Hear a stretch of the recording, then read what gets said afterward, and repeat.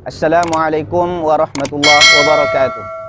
Alhamdulillah wassalatu wassalamu ala Rasulillah wa ala alihi wa ashabihi wa mawala.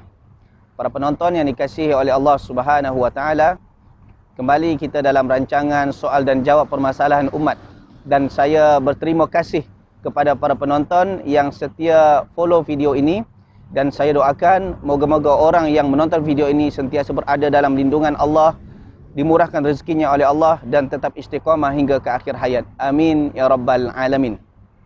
Okey, pada masa ini kita akan menjawab beberapa soalan yang datang pada saya. Yang pertama, Assalamualaikum Ustaz. Waalaikumsalam warahmatullahi. Ada kawan minta tolong tanyakan, kalau untuk fidyah, boleh ke tak duit itu kita beli barang-barang keperluan dapur untuk rumah anak-anak yatim, atau barang-barang keperluan wanita di rumah anak-anak yatim, memandangkan mereka ini sangat memerlukan masa PKP atau CMCO COVID ini. Terima kasih Ustaz. Ingat, Allah Subhanahu wa taala berfirman dalam surah Al-Baqarah, wa 'alal ladzina yutiqunahu fidyatun ta'amu miskin. Dan orang yang tak mampu berpuasa di bulan Ramadan, mungkin kerana dia tua, umurnya dah 70-80 tahun, tak mampu berpuasa. Atau mungkin dia muda lagi, tapi dia sakit yang berpanjangan. Sihat sekejap, sakit lagi. Sihat sekejap, sakit lagi. Dan kemungkinan tak ada peluang baginya untuk sihat. Maka ketika itu, fidyatun ta'amu miskin. Dia boleh tak puasa di bulan Ramadan, namun dia membayar fidyah, memberikan makan orang-orang miskin. Dari ayat ni dah kita faham bahawa orang yang berhak untuk menerima fidyah adalah orang miskin, bukan anak yatim. Kalau seandainya kita berikan fidyah kepada anak yatim, ke rumah anak-anak yatim, atau ke rumah tempat penjagaan anak yatim, jika niat kita memang kerana yatim dia kita bagi, maka itu salah. Tapi kalau sebab bukan semua anak yatim itu susah. Ada anak yatim yang senang, ada anak yatim yang kaya raya.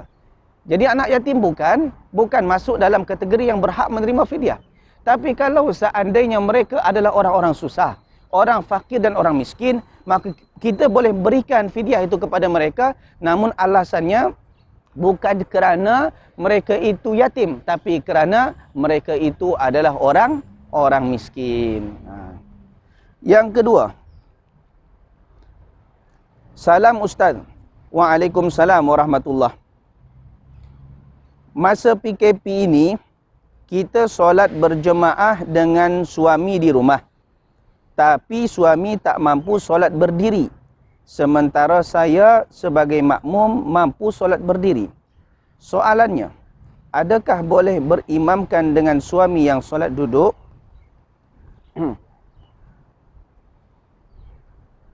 Berimamkan dengan suami yang solat duduk atau berimam dengan imam yang solatnya duduk, ini berlaku khilaf di antara ulama. Ada yang mengatakan boleh, ada yang mengatakan boleh. Dalilnya apa? Ada satu hadis Nabi SAW diriwayatkan Imam Muslim, di mana ishtaka Rasulullah SAW. Nabi SAW ketika sakit masih lagi solat berjemaah. Fasallaina wara'ahu wa huwa qa'idun. Yang kami solat, iaitu para makmum, solat, kata para sahabat, kami solat di belakang Nabi SAW, wa huwa qa'idun. Kerana Nabi sakit, Nabi solat mengimamkan kami dalam keadaan duduk. Wa Abu Bakrin, sementara Abu Bakar berdiri di belakang Nabi SAW, berdiri di belakang Nabi SAW. Yusmi'un nasa takbirahu, memperdengarkan kepada manusia takbir Nabi SAW. Maksudnya menjadi muballigh. Apa itu muballigh? Muballigh daripada kata ballagha yuballighu.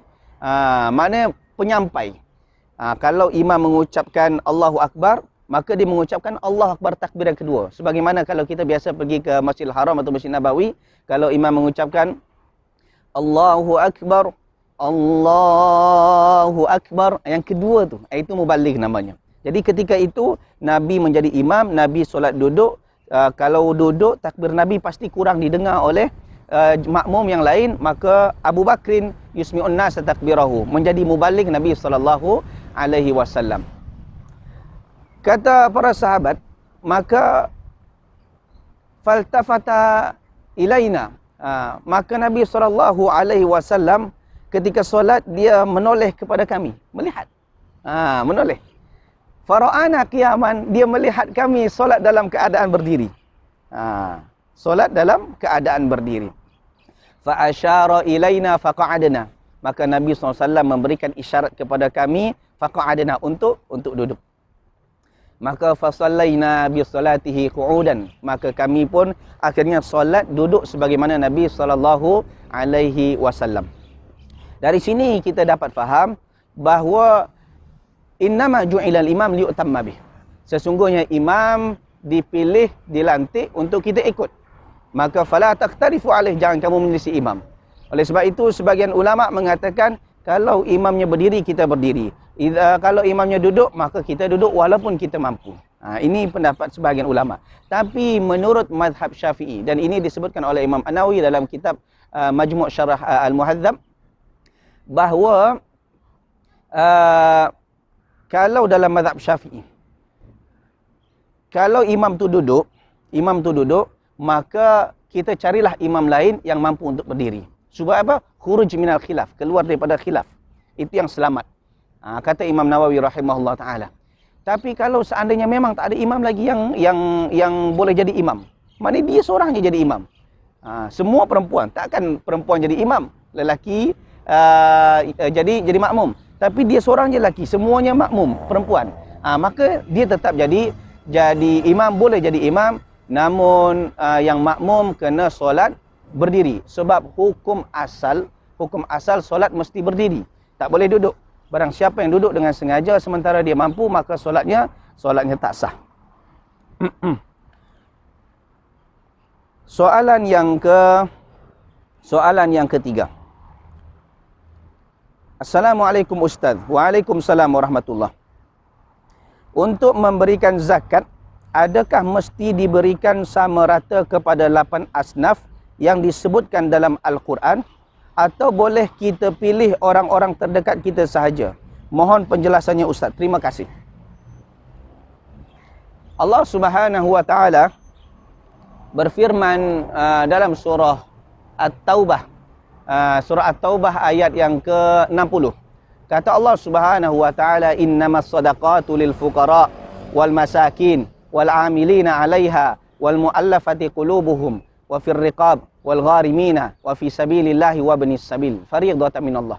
Sesungguhnya sedekah. Sedekah di sini adalah sedekah yang fardu.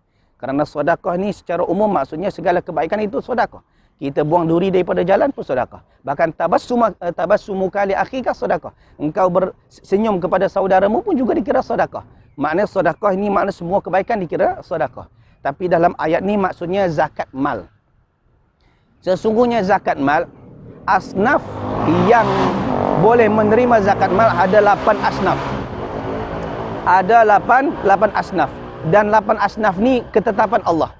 Ketetapan Allah. Pertama, lil fuqara, orang fakir. Masakin, orang miskin. Kemudian wal amilin, orang yang menguruskan zakat. Kemudian wal muallafati qulubuhum, orang yang hatinya dilembutkan untuk Islam. Bukan hanya dia baru masuk Islam, boleh jadi dia tu orang non muslim, tapi kita tengah berdakwah kepada mereka tengah susah, memerlukan bantuan, kita boleh berikan. Dia termasuk muallafat qulubuhum. Kemudian wa fir riqab, iaitu orang memerdekakan hamba. Kemudian wal gharimin, orang yang berhutang. Berhutang di sini maksudnya adalah berhutang untuk keperluan asas, bukan berhutang beli kondo, beli banglo, beli kereta mewah, bukan. Kemudian wa fi sabilillah, di jalan Allah. Maknanya mungkin pelajar-pelajar.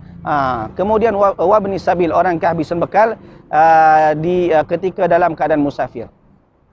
Ayat ni 8 asnaf yang ditetapkan oleh Allah. Bukan ustaz yang menetapkan, bukan syekh yang menetapkan, tapi yang menetapkan iaitu Allah Subhanahu wa taala sendiri dalam surah At-Taubah ayat yang ke-60. Lalu adakah kalau kita ada zakat contoh RM10,000, kita kena bagi 1,000 lebih, 1,000 atau RM8,000 bagi 1,000, atau kita pilih mana yang terdekat, yang kita kenal atau yang kita yakini dia amanah. Sini berlaku khilaf di antara ulama. Ada yang mengatakan kalau dia kena dibagi. Sebab apa? alasannya dalam ayat tu disebutkan wa kan lil fuqara wal masakin wal am. Wa ni maksudnya dan. Kalau dan ni maksudnya kena dibagi semua. Itu sebahagian mereka. Sama mereka kiaskan dengan firman Allah Subhanahu wa taala dalam surah Al-Maidah ayat yang ke-6, idza qumtum ila sholati faghsilu wujuhakum wa aydiyakum ila al-marafiqi wamsahu bi ru'usikum wa arjulakum ila al-ka'bain. Kan ada dalam surah surah Al-Maidah ayat ke-6, kalau kamu berwuduk hendaklah kamu basuh muka, kemudian basuh tangan sampai siku, kemudian apa? Sapu kepala, basuh kaki sampai 2 buku lali. Dari sini kan ada ucapan dan. Ketika kita berwuduk kan bukan boleh pilih kan. Maknanya kena basuh saja muka. Yang kaki tak payah. Tak boleh. Kena basuh lepas muka, lepas tu tangan, lepas tu basuh kepala, sapu kepala, basuh kaki. Sebab di sini menunjukkan wa tu maksudnya dan. Begitu juga mereka kiaskan. Kalau Allah katakan wa maksudnya dan mesti kena diberikan sama rata. Okey. Tapi sebahagian ulama lain mengatakan tak perlu dibagi sama rata. Mana orang yang boleh kita jumpai, kita rasa dia amanah, maka kita boleh berikan kepada mereka. Sebab kalau kena dibagi sama rata, wa fir riqab. Contoh, memerdekakan hamba. Zaman sekarang tak ada lagi hamba. Adakah kita hilang satu kewajiban atau satu asnaf? Maksudnya, oleh sebab itu jalan yang terbaik boleh pilih mana yang amanah. Dan itu pendapat yang saya lagi condong lah. Mana-mana orang yang kita rasa amanah dalam zakat. Sebab setengah orang dapat duit zakat dibelikan untuk benda-benda yang tak bermanfaat atau digunakan untuk sesuatu yang di luar keperluan dia. Jadi sebagusnya berikan zakat kepada orang-orang yang kita kenal keamanah dia, kesolehan dia. Allahu a'lam. Okey, soalan yang terakhir yang akan kita bacakan pada masa ini iaitu Assalamualaikum Ustaz. Waalaikumsalam warahmatullahi.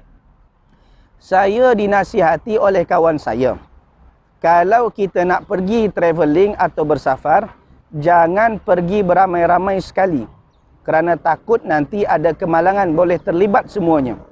Adakah boleh dalam Islam kita meyakini dan melakukan perkara ini, Ustaz? Biasanya yang risau bab ni adalah orang yang kaya. Dia punya harta yang banyak.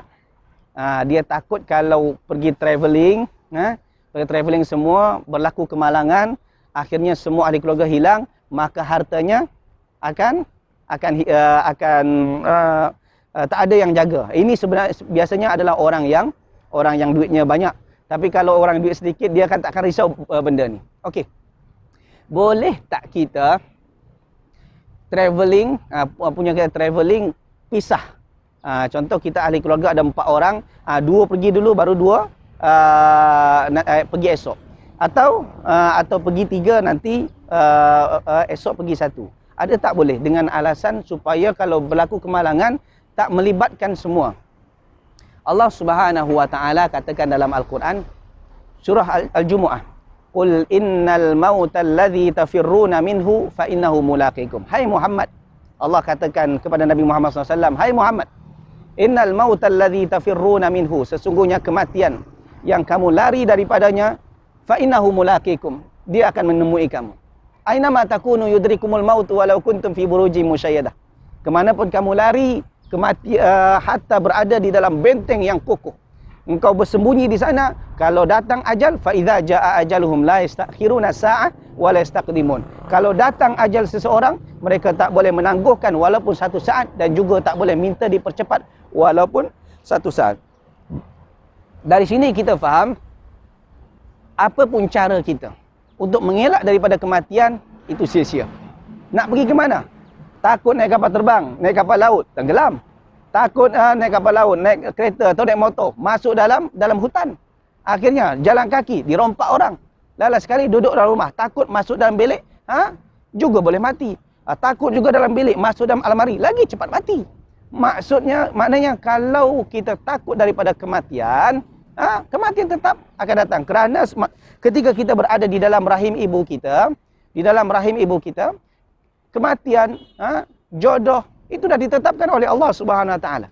Oleh sebab itu, kalau keyakinan kita pergi travelling, bersafar, dibagi dengan keyakinan bahawa supaya kalau kemalangan tak melibatkan semua, maka ini adalah keyakinan yang salah. Tapi kalau mungkin dibagi disebabkan nak mencari tiket yang murah. Mungkin hari ini promo ada 2 orang. Pergilah 2 dulu.